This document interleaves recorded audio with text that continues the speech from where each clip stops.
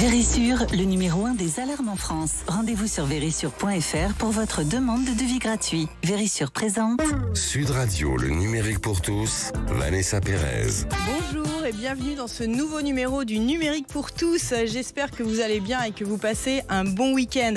Et puisque la rentrée commence ou est déjà bien entamée pour certains d'entre vous, nous allons essayer de comprendre dans quel sens va le monde du travail. En effet, à quoi ressemblera le travail de demain? A-t-on encore envie de travailler? Et oui, comment les entreprises s'équipent pour attirer les meilleurs candidats ou encore comment trouver le travail de ses rêves? C'est ce que nous essaierons de comprendre avec nos invités. Le numérique pour tous, spécial numérique et mutation du travail, c'est tout de suite et c'est sur Sud Radio. Sud Radio, le numérique pour tous, Vanessa Pérez. Et tout de suite, pour parler numérique et mutation du monde du travail, j'ai le plaisir d'accueillir François Moreau, secrétaire général du groupe Randstad. François Moreau, bonjour et merci d'être parmi nous aujourd'hui. Alors, on commence les présentations, comme il est d'usage dans cette émission. Quelle est la mission de votre groupe Randstad? Bonjour Vanessa, très heureux d'être là. Randstad, c'est un groupe de travail, d'emploi, qui a été fondé il y a une soixantaine d'années à Amsterdam.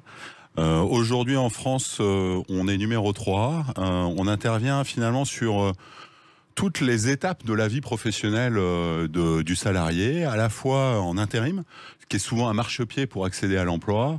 Ensuite, on a une grosse activité de recrutement en CDD, en CDI. On intervient beaucoup en formation, on mobilise plus de 55 millions d'euros par an pour financer la formation de nos collaborateurs.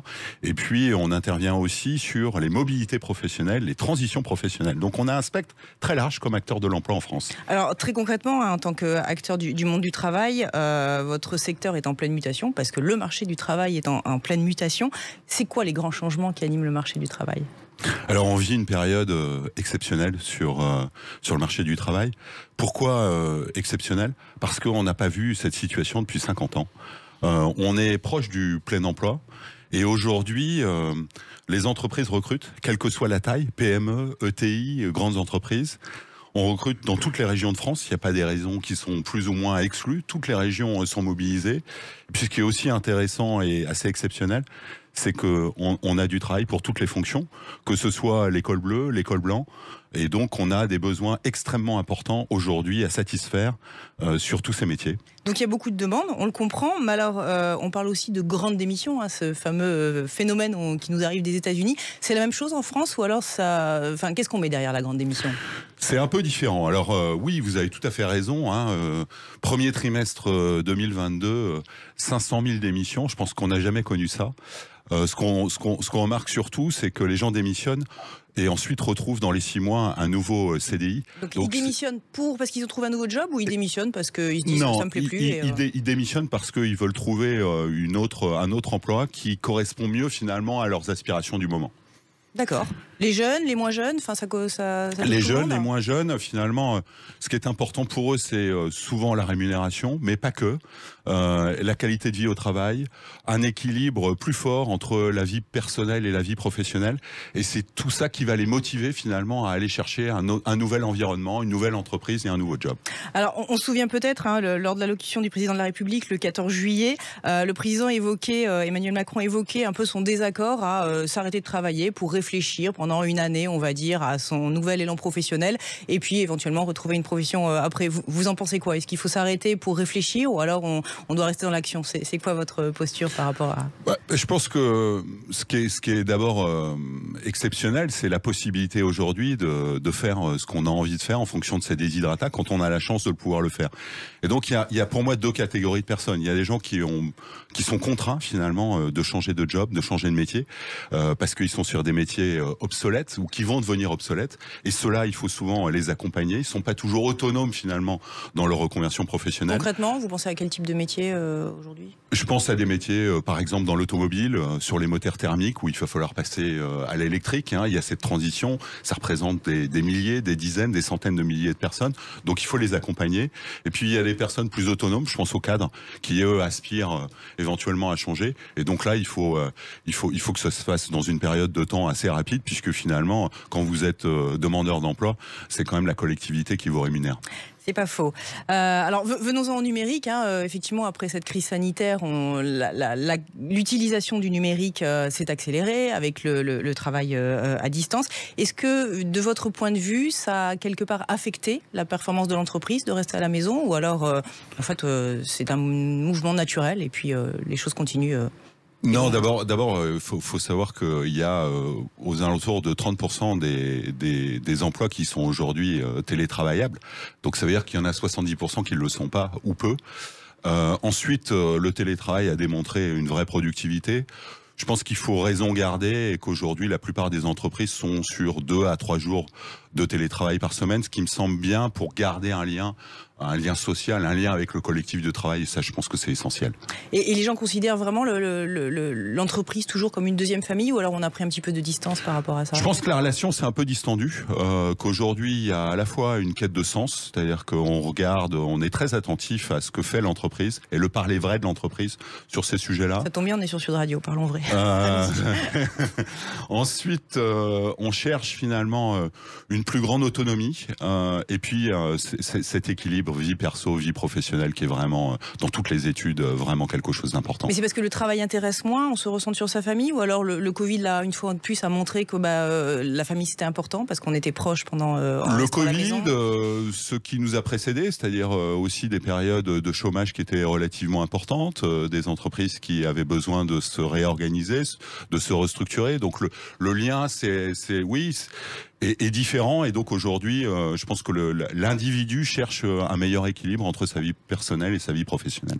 Et si on parle de l'organisation de l'entreprise en tant que telle, est-ce qu'on est sur l'entreprise d'avant où il y avait beaucoup d'échelons, il y avait des strates assez importantes entre une personne qui était sur une chaîne de montage et un PDG? Aujourd'hui, est-ce que cette organisation a évolué? Il y a plus de proximité? Oui, il y a plus de proximité. Oui. D'abord pour des raisons d'efficience, d'efficacité, et puis parce que les salariés souhaitent plus d'autonomie, plus de liberté, plus de reconnaissance, et quand on a un échelon moins éloigné, c'est plus facile finalement de communiquer avec son patron. Alors il y a aussi un phénomène qui fait peur pour certaines professions, c'est la présence du numérique et de la technologie. Et pour vous, est-ce qu'on va perdre des emplois, ou alors justement elle est génératrice d'emplois plus qu'on ne peut l'imaginer? Alors d'abord, c'est une formidable opportunité, ce numérique. On le voit, nous on vient de faire l'acquisition d'une entreprise qui s'appelle Side, qui est une plateforme de recrutement par l'intérim. Quand on voit la façon dont on a embarqué les collaborateurs, c'est juste assez fascinant. Ensuite, où là il faut raison garder, c'est toutes les personnes qui ont du mal finalement, pour lesquelles ça va nécessiter un effort de passer au digital. Et donc pour moi, il y a 2 solutions, c'est 1, l'accompagnement, et 2, la formation. Ce que vous faites donc. Exactement. Ok. Mais quelque part, alors vous parlez d'intérim, mais c'est votre métier, mais est-ce qu'on ne va pas vers une sorte de précarisation du travail? C'est-à-dire qu'on prend le talent ou la ressource quand on en a besoin, et puis quand on n'en a plus besoin par rapport à l'économie ou par rapport à l'obsolescence, on va dire, de ses compétences, on s'en sépare. Est-ce qu'on peut voir les choses dans ce sens-là? Alors je pense que d'abord le plein emploi change un peu finalement le rapport entre l'employeur et le salarié. Le salarié est aujourd'hui davantage en situation de force, ça c'est le premier élément. Et donc ensuite il faut que le marché du travail, comme c'est souvent dans les pays anglo-saxons, soit plus fluide. Et je pense que la quête finalement du plein emploi doit permettre la fluidification de ce marché du travail qui était généralement considéré en France comme ayant des difficultés. Je vous rappelle qu'aujourd'hui, même si on se rapproche du plein emploi, on a 2 problématiques majeures. 1, les jeunes. Vous avez plus de 2 millions de jeunes qui sont sans emploi et qui ne sont pas en formation. Donc ça, c'est vraiment une priorité de l'ensemble des acteurs, du gouvernement, mais de l'ensemble des acteurs. Et puis il y a les seniors. Quand on regarde le taux d'emploi, à partir de 55 ans, il se dégrade très fort. Et quand on fait un benchmark par rapport aux pays européens, on est quand même pas les meilleurs de la classe. Et vous apportez des réponses, vous, concrètement, issues du domaine privé? C'est ça notre chance là, du plein emploi, c'est qu'aujourd'hui les entreprises cherchent désespérément un certain nombre de profils et sont plus à même de regarder des profils qu'ils avaient moins d'appétence à regarder, que ce soit les jeunes sans formation ou que ce soit les seniors. Donc on peut les trouver chez vous. En cette rentrée 2022, François, c'est les domaines qui sont porteurs, sur lesquels vous offrez vraiment un beau panel d'offres d'emploi pour pour les. Alors il y a bien entendu le secteur de l'IT, des nouvelles technologies qui continue à vraiment pousser techniciens, ingénieurs. Et puis dans le secteur plutôt des cols bleus, on a 4 secteurs d'activité. Le BTP sur lequel on cherche désespérément des électriciens, des plombiers, des maçons. Le secteur du transport et de la logistique avec une pénurie très très forte de conducteurs. On en a parlé à la rentrée, conducteurs de bus scolaires, mais aussi de poids lourds. Le secteur des services avec les métiers, on va dire, de la paye, de la comptabilité, les agents de maintenance. Donc on voit qu'il y a vraiment un spectre extrêmement large de besoins. Et comme je le disais au début de notre entretien, à la fois dans toutes les entreprises et dans toutes les régions de France. Bon, le travail de demain, François, il ressemblera à quoi? L'entreprise demain, qu'est-ce qui nous attend? Qu'est-ce qui nous attend? C'est d'abord le bien-être, le bien-être du salarié. Ça, je pense que c'est extrêmement important. Le sens, il y a une dizaine d'années où l'entreprise produisait des rapports, souvent sous papier glacé. Là, on a un collaborateur qui va aller chercher, qui va s'intéresser à la raison d'être de l'entreprise, au sens, au niveau de sa contribution. Et donc, c'est autour de ça, finalement, qu'on va construire le monde du travail de demain et qui est en plein dans les sujets d'actualité sur la transition écologique, notamment. Merci beaucoup, François. Je rappelle donc votre groupe randstad.fr ou .com .fr, parfait. Merci pour votre éclairage sur le monde du travail. Restez avec nous sur Sud Radio. Dans quelques instants, on vous fera découvrir comment les entreprises s'équipent pour trouver les meilleurs candidats. Et ironie du sort, vous verrez comment un entrepreneur dans le domaine des ressources humaines a réalisé son rêve en devenant un artiste célèbre, je devrais dire, désormais en tournée dans toute la France. Restez avec nous dans le numérique pour tous sur Sud Radio. Vérissure, le numéro 1 des alarmes en France. Rendez-vous sur vérissure.fr pour votre demande de devis gratuit. Vérissure présente. Sud Radio, le numérique pour tous, Vanessa Pérez. Et aujourd'hui, dans le numérique pour tous, on parle du travail et de l'emploi. En effet, comment les entreprises travaillent leur communication en termes de ressources humaines pour attirer les meilleurs candidats. C'est ce que nous allons découvrir avec notre prochaine invitée. Gala Bitbol, bonjour. Vous êtes le président fondateur de l'agence de communication 927 et vous accompagnez précisément petites, grandes et moyennes entreprises dans leur politique de communication en termes de ressources humaines pour permettre de recruter plus facilement. Et avant de commencer, j'ai envie de vous demander pourquoi c'est important d'accompagner les entreprises dans leur politique de ressources humaines.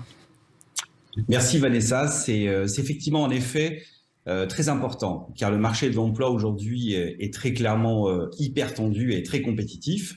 Et il se joue essentiellement sur Internet. Aujourd'hui, on n'envoie plus son CV par la poste et c'est clairement révolu. Donc, il faut, pour attirer finalement les bons candidats sur Internet, se mettre surtout à la place du candidat pour lui proposer tout d'abord une expérience de recherche de job qui soit la plus agréable possible, la plus simple. Donc, c'est fini les formulaires de 3 pages. Mais il faut également lui tenir un discours vrai. Comme vous le dites si bien sur Sud Radio, parlons vrai. Bon, vous êtes tous vraiment les bienvenus aujourd'hui, ça s'illustre parfaitement. Alors, mais j'ai envie de vous demander, Gad, concrètement, vous voulez dire qu'il est important pour une entreprise de travailler sa réputation et son portail web, si on en vient aux éléments vraiment très très concrets?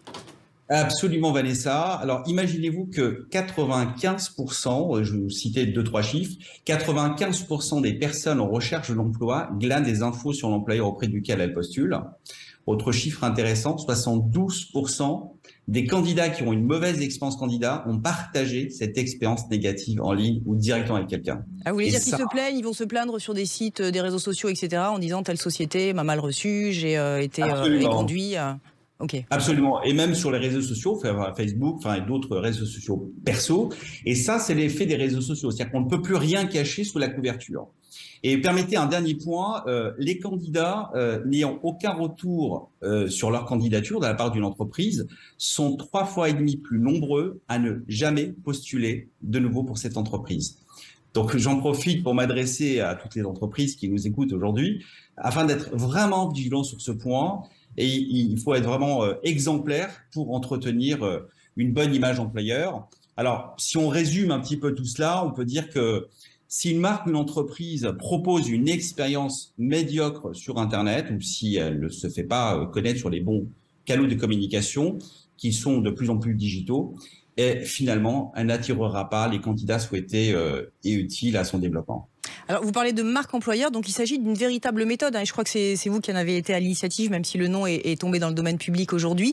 Ça consiste quoi de travailler sa marque employeur pour une entreprise, très concrètement ? Alors, vous permettez, Vanessa, un tout petit préambule avant de répondre à votre question. Alors, quand on parle de marque employeur, j'aimerais dire que c'est tout sauf de la publicité ou de la langue de bois. Une entreprise doit tenir un discours le plus authentique, le plus sincère possible pour attirer le candidat idéal. Alors, pour revenir à votre question, finalement, nous, quand on nous sollicite en tant qu'agence pour développer une marque employeur d'une entreprise, on va chercher avant tout à valoriser ce qui fait ses véritables différences, sa singularité, afin de devenir finalement attractive et leur permettre finalement d'attirer des candidats qui vont partager les mêmes valeurs que l'entreprise finalement. Vous auriez quelques exemples à nous partager ? Oui, j'en aurais 2 ou 3. Donc le premier, c'est qu'une entreprise qui va cultiver des valeurs humaines fortes, comme celle par exemple, de l'entreprise qui va s'engager dans la société pour construire le monde de demain, mais qui va également proposer un certain nombre d'avantages, d'ailleurs, que François a cité, hein, c'est-à-dire l'équilibre perso-pro, que je trouve effectivement qui est une demande forte de la part des candidats.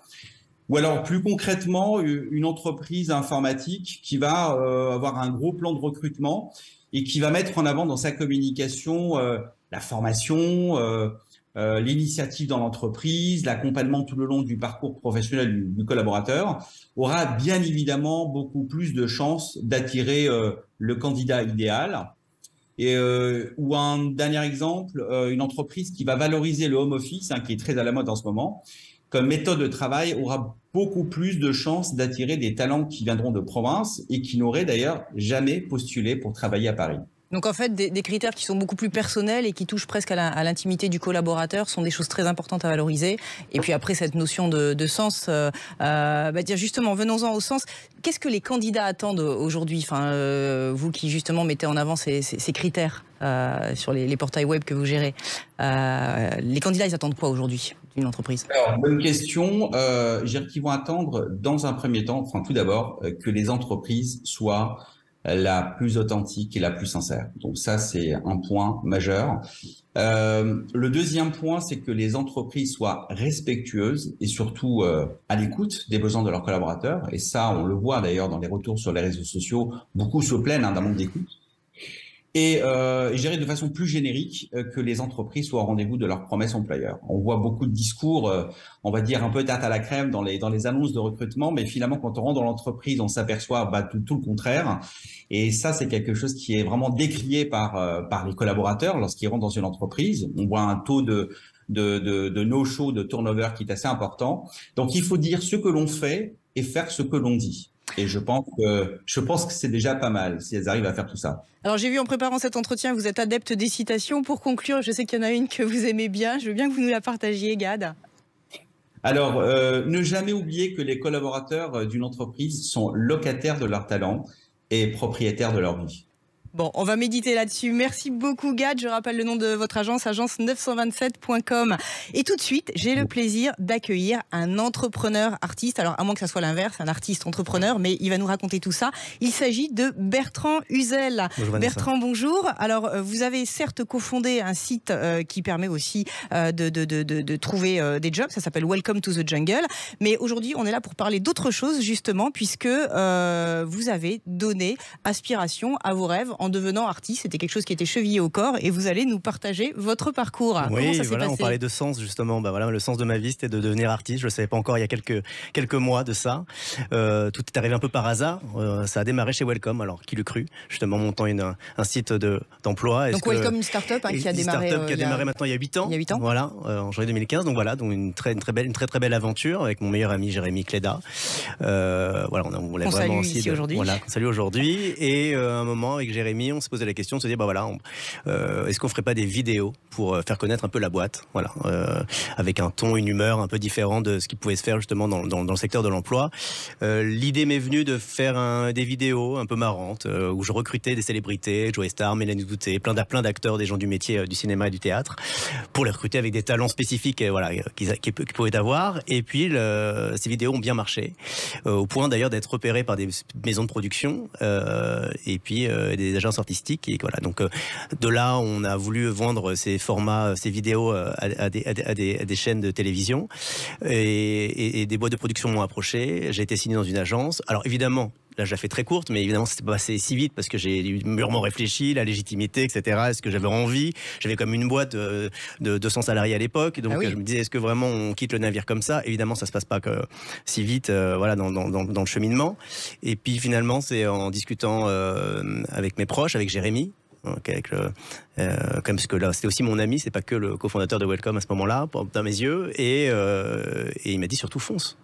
Alors, j'ai envie de vous demander, parce que transitionner, on va appeler ça comme ça, transitionner du monde du salariat où c'est quand même un peu plus tranquille au monde d'artistes, c'est pas un peu réservé à une élite En fait, je pense que c'est surtout réservé, ça rebondit sur ce qu'on disait depuis le début, c'est réservé aux gens surtout comme de donner du sens et de nourrir de peut-être d'autres envies et des aspirations qu'ils avaient en eux, des appétences qui étaient peut-être en eux. Je pense que c'est surtout pas réservé à une élite, je pense que c'est surtout réservé à des gens qui ont envie de donner du sens, qui ont envie de beaucoup bosser. Je pense que c'est ça le sujet, parce que souvent on a tendance à se dire voilà, on va essayer, on essaye, voilà, c'est mon hobby, c'est ma passion, on verra, voilà. Et puis on fait une formation par-ci, on fait un cours de théâtre par-là, puis on se dit bon, on verra bien si ça me plaît. Non, je pense que justement ça revient à un principe de base quand on est salarié ou employé ou quand on entreprend une boîte. Je pense qu'on a ce vecteur commun, c'est de se dire il faut se fixer des objectifs. Voilà, quand on entreprend quelque chose, donc je pense que je suis toujours entrepreneur, in fine, c'est que je pense qu'il faut avoir des objectifs. Quand on a envie de devenir comédien ou chanteur ou pâtissier, on en parlait tout à l'heure, il faut avoir des objectifs. Qu'est-ce qu'on a envie? C'est quel est notre plan de carrière? Est-ce qu'on a envie de devenir pâtissier juste pour faire des gâteaux à la maison? Est-ce qu'on a envie de devenir pâtissier juste parce qu'on a envie de créer une chaîne? Ou plus modestement, peut-être créer juste être pâtissier parce que justement, on a envie de s'essayer, d'en faire un métier, d'apprendre les choses de petit à petit. Je pense que c'est ça le principe de base, c'est que moi, je pense pas que ce soit ça réservé à une élite. Je pense que on devient ce que l'on a envie de créer quand on travaille énormément, et je pense que on en revient vraiment à ce sujet de base, c'est de pas se mentir à soi-même. Ici on parle vrai, justement, je pense que avant tout c'est de se parler vrai. Quel homme, quelle femme, quel artiste on a envie de devenir. Voilà. Comment on veut s'accomplir. Exactement, comment on va s'accomplir, et c'est au même titre que devenir aujourd'hui quand on rentre dans une boîte. Quel salarié on a envie d'être, dans quelle boîte on a envie d'être. D'ailleurs c'est pour ça que je pense qu'il a entièrement raison, notre collègue, c'est que je pense que l'idée c'est pas de rentrer dans une boîte pour entrer dans une boîte. Il y a des boîtes qui nous correspondent et des boîtes qui nous correspondent pas. Et c'est ça la question qu'on doit se poser en amont sur la marque employeur. C'est pour ça que les boîtes doivent nous parler vrai. C'est quel artiste j'ai envie de devenir, quel salarié j'ai envie de devenir. Est-ce que j'ai envie de répondre à des sujets qu'on a envie de bouleverser un peu les choses ou moins, etc. Et c'est des questions qu'on doit se poser dès le début. Alors j'ai envie de vous demander, est-ce que ce sont les mêmes interrogations, les mêmes angoisses, surtout au quotidien, que quand on a une boîte, ou alors vous avez découvert d'autres angoisses qui sont tout aussi honorables, on va dire, et parfois plus violentes. Elles sont très très différentes. Ouais. Elles sont très différentes. Elles sont plus violentes. Elles sont plus violentes parce que vous pouvez pas vous cacher derrière une marque, derrière d'autres gens qui sont souvent meilleurs que vous d'ailleurs, parce que voilà, c'est le problème des meilleurs recrutements souvent. Je pense que vous êtes mieux placé pour moi que le savoir pour savoir, c'est qu'on recrute des gens meilleurs que nous parfois à certains postes, et donc on peut pas se cacher derrière eux. On se cache pas derrière une marque, on se cache pas derrière son associé. Je pense que pour le coup, quand on est artiste, quand on est sur scène, si ça se passe mal, c'est pour vous. S'il y a des remises en question, c'est pour vous. C'est votre metteur en scène, vous dites que vous n'avez pas été bon ce soir même, c'est que c'est pour vous. Quand vous faites des séries à la télé, que vous faites des bides ou des fours, c'est pour vous, et tout est d'une violence assez inouïe parce que ça peut s'arrêter du jour au lendemain. Alors quand vous entreprenez une entreprise, vous créez, évidemment il y a des marqueurs qui vous disent il faut aller peut-être à droite, à gauche, tout droit, ou bien il faut s'arrêter. Mais à un moment il y a des choses assez graduelles qui vous disent il faut on avance, on recule, voilà. L'artiste c'est complètement différent, c'est que tout peut s'arrêter. Il y a des choses qui plaisent un jour. Il y a des choses qui ne plaisent pas le lendemain. Ça, c'est très très dur aussi à comprendre. C'est-à-dire que quand on fait un produit, on pense qu'il marche. En général, c'est peut être clivant, mais au moins il y a toute une partie qui s'accorde à dire que c'est bien. Artiste, jamais. Vous voyez, voilà. Donc c'est ça qui est très compliqué. C'est une remise en question perpétuelle que je n'avais objectivement pas encore expérimentée jusqu'à présent et qui est assez troublette. Alors je rappelle, on peut vous retrouver tous les jours sur TMC et le spectacle est en rodage. Attrape-moi si tu peux. Exactement. Adopte-moi si tu peux. Voilà. Petit lapsus parce que évidemment ça vient de là. Donc adoptez-moi si vous voulez aussi, Vanessa. Et donc en province, là on part dans toutes les villes de France pendant 1 an.